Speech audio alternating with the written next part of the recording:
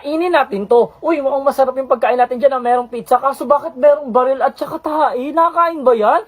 Bala na nga, tara, let's go! Let's go! First is, etong pizza. Pero guys, bago ko to kainin, don't forget to follow me at comment sa my comment section kung anong next na kakain natin ha. So, ito na nga.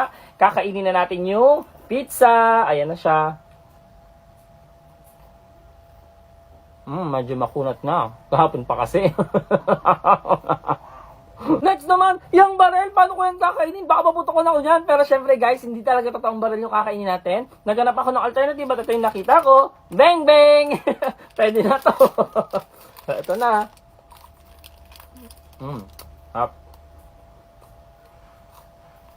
Next is, yung tae. Marami nag-request ito sa my comment section. Kaya ito na. Pinagbigyan ko na kayo. Ito na talaga yung kakainin natin. Pero syempre guys, alternative pa rin yung kakainin natin. Ito, yung peanut butter. Di ba? Pwede na yung mukha naman siyang e-ads eh.